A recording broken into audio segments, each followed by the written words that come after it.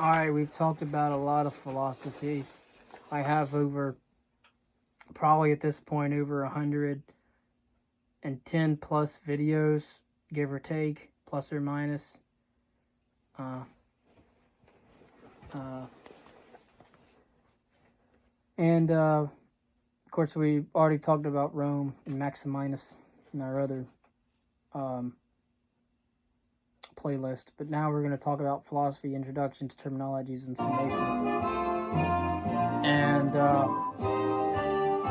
Professor Harney, introduction to philosophy.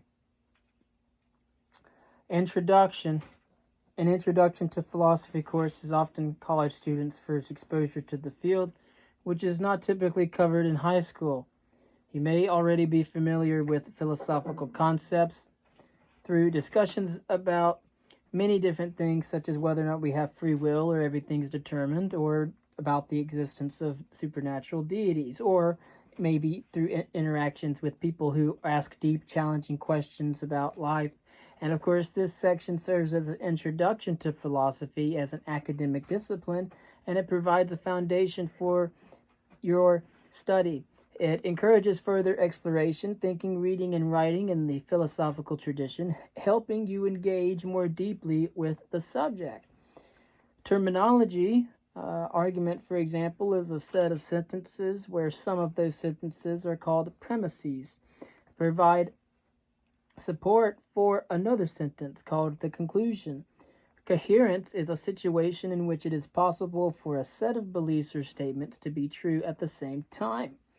Common sense is knowledge primarily derived from perception that seems clearly or obviously true.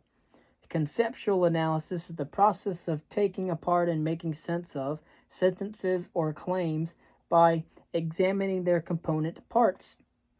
Definite description is a method of conceptual analysis that substitutes a descriptor phrase that uniquely identifies the object or thing named for an object, term, or proper name. Enumeration is the listing of the component parts of a concept, notion, or a thing. Experimental philosophy is a philosophy that uses methods from experimental science to test claims made in philosophy. Intuition is certain and evident cognition, the kind of knowledge that is so clear that it seems impossible for it to be false. Logic is the formalization of reasoning. The Milesians was a school of early philosophers in antiquity from Miletus, followers of Thales. They were known for examining the underlying causes of natural phenomena. The term philosophy itself is the love of wisdom, an academic discipline that attempts to grasp the broadest possible understanding of things. It is characterized by rational explanation and a willingness to question assumptions. Predicate is the portion of a sentence that provides the description or predicate, or characterization of an object or name. A philosophical predicate is different from the predicate of grammar, and their definitions should not be confused. Reflective equilibrium is a process of reviewing a theoretical position by going back and forth between the theory and its practical applications. This process seeks coherence between theory and practice. Sage is a wise person. Many ancient cultures designated important wise figures as sages. Sanatana Dharma is the core or absolute set of moral and religious duties ordained for all people of ancient India, regardless of class or caste, and that predate the term Hinduism itself. Remember, Hinduism came from the Vedas, but originally wasn't Hinduism. Anyways, the Socratic method is a method of questioning used by Socrates. It was named after him later on, and Socrates started the Socratic method of questioning to help people understand what they were thinking and to arrive at some sort of truth. A thought experiment is an imaginative scenario that tests some philosophical theory or concept by considering how it might be applied in the imagined situation. All right, those are our terminologies. In terms of our summation, or summatio, What is philosophy? Well, the word philosophy comes from ancient Greek, where it means the love, philia of wisdom, Sophia. Sophia. Early Greek philosophers known as sages blended intellect, wisdom, piety, and virtue all into an innovative and help in a purpose to help innovate and help civilizations flourish. But how do philosophers arrive at truth? Well, the goal of philosophy is to create a coherent explanation of the world that aligns with both our perceptions and scientific understanding. Engaging with past philosophers and their writings helps inform our understanding of current philosophical questions. Intuition, as understood by philosophers, traces back to the likes of Plato, where we see in his dialogues an insight into the essence of things. This concept has spiritual overtones, of course, often likened to glimpsing the divine light. Of course, when philosophers discuss common sense, they refer to claims based on direct sense perception, which are considered fundamentally true. Philosophers who champion common sense argue against skepticism about basic sensory claims. Of course, experimental philosophy is a modern movement where philosophers use empirical methods, similar to those of psychologists, to explore public opinion on philosophical issues.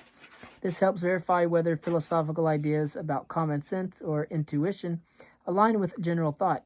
Logic formalizes the reasoning process behind claims. It recognizes that a claim is the conclusion of an argument, where the premises provide evidence. A coherent belief system is logically consistent, meaning all beliefs can be true at once. Contradictory beliefs which cannot all be true are logically impossible and thus considered wrong. Of course, that's what Aristotle said with his law of non-contradiction. But conceptual analysis is a technique used by philosophers to clarify statements and ideas. It involves breaking complex concepts into simpler ones and then using various strategies to arrive at an even more cogent, more precise definition, ultimately helping to uncover a philosophical truth. But what about Socrates as a paradigmatic historical philosopher? Well, most of what we know about Socrates comes from Plato, of course, in his dialogues, who portrayed him as the central questioner in many dialogues. Of course, whether or not he existed or not doesn't matter, but what we have passed down does. So Socrates believed, apparently, that an unexamined life was not worth living, emphasizing the pertinence of self-examination. While Socrates often claimed not to possess knowledge, he did assert moral principles that were controversial. And of course, he said things like, he said that he knew hardly anything at all, yet he was the man who knew the most in all of Athens. Of course, he says here, he said often claimed not to possess knowledge, but he did assert moral principles that were controversial at this time. For example, number 1, no one willingly chooses harm for themselves. And number 2, when someone harms others, they also harm themselves. Socrates is famous for his Socratic method, a technique of asking questions rather than providing answers. This method encourages the individuals to discover the truth for themselves by critically examining their own beliefs through questioning. So, discover the truth for yourself. The goal of this approach was to guide others toward self-discovery and a deeper understanding. Of course, considering an overview of contemporary philosophy today, we have ancient philosophy, medieval philosophy, modern philosophy, now contemporary philosophy, and of course, it differs from classical traditions but retains the same fundamental motivation to explore and understand deep questions. To pursue a career in academic philosophy, a graduate degree, typically a PhD, is required. However, philosophy majors can have fulfilling careers in various fields regardless of their academic path. So just like in psychology, you can't really do anything with a bachelor's degree, but it would be useful in navigating certain jobs and everything, but it wouldn't necessarily get you a career. Oh, you'd have to get a master's or a PhD for that. But anyways, So many of these readings are structured to reflect the main areas of specialization in modern philosophy, which are historical traditions, metaphysics, and epistemology, science, logic, and mathematics, and value theory. The fields of science, logic, and mathematics involve research in symbolic logic and interdisciplinary work in the philosophy of mathematics and in the sciences, closely tied to metaphysics and epistemology, of how we know and what is there beyond physics. Of course, value theory covers topics like metaethics, aesthetics, moral theories, which are just ethics, and political philosophy as well. We offer an overview of each of these areas in the preceding sections. Okay, this was our first video for the philosophy section. And of course, we've already done 110 videos. The next section will be on critical thinking, research, reading, and writing.